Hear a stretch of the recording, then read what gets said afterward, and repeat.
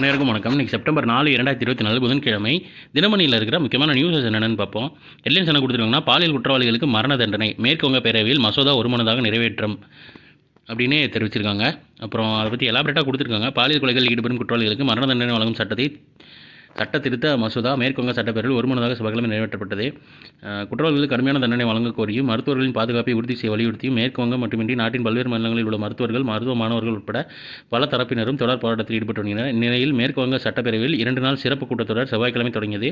அதில் பாலியல் வன்கொடுமையில் ஈடுபடும் குற்றவாளிகளுக்கு மரண தண்டனை விதிக்கும் சட்ட திருத்த மசோதா மாநில சட்ட அமைச்சர் மெலாய் கத்தக் தாக்கல் செய்தார். இந்த மசோதாவுக்கு ஆளுங்கட்சியான திரிணாமுல் காங்கிரஸ், எதிர்க்கட்சியான பாஜக உட்பட அனைத்து உறுப்பினர்களும் ஆதரவளித்ததை அடுத்து ஒருமனதாக நிறைவேற்றப்பட்டது. ஸோ ரீசெண்டாக எங்கே இந்த மாதிரி மசோதா நிறைவேற்றிருக்காங்கன்னு கேட்டால் மேற்கு வங்கம்ன்றதை ஞாபகம் வச்சுக்கோங்க.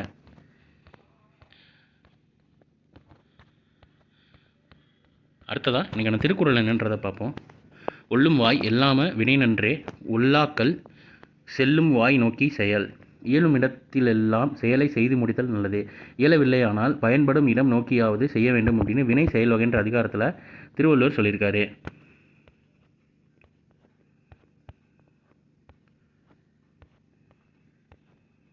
அடுத்ததாக பாரிஸ் பாரா ஒலிம்பிக்கில் சாதனையுடன் தங்கம் வென்றார் சுமித் தண்டில், தமிழகத்தின் நித்யஸ்ரீக்கு வெண்கலம்னு தெரிவிச்சிருக்காங்க. பாரிஸ் பாரா ஒலிம்பிக் போட்டியில் ஆடவர் ஈட்டி எறிதலில் இந்தியாவின் சுமித் தண்டில் போட்டி சாதனையுடன் தங்கப்பதக்கம் வென்றார்.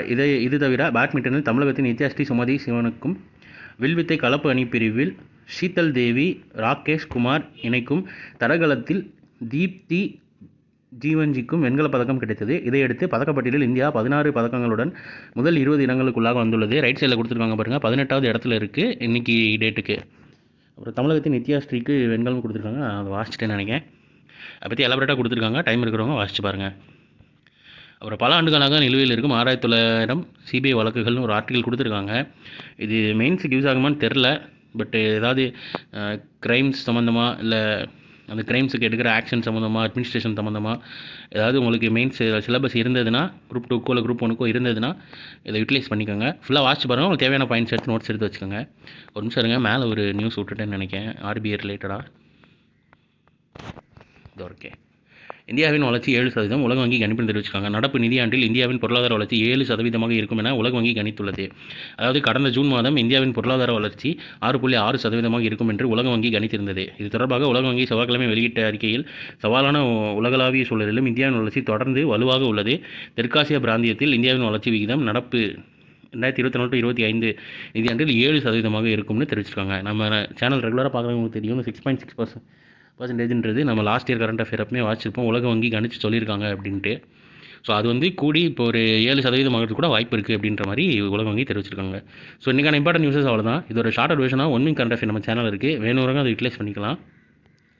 அப்புறம் நமக்கு நியூஸுக்கு கீழே டிஸ்கிரிப்ஷனில் டெலிகிராம் சேனலோட லிங்க் இருக்கும், அண்ட் நம்ம பயோவில் வாட்ஸ்அப் சேனலோட லிங்க்கும் இருக்கும், வேணுறவங்க அதுலேயும் யூட்டிலைஸ் பண்ணிக்கோங்க. நம்ம டெலிகிராம் சேனலில் அன்னன்னைக்கு நியூஸ் பேப்பர் PDF கொடுத்துருவோம். அது போக அன்னன்னைக்கு நியூஸ் பேப்பரில் இருக்கிற இம்பார்ட்டன்ட் நியூஸ் பேப்பர் கட்டிங்ஸும் அதில் கொடுத்துருவோம்.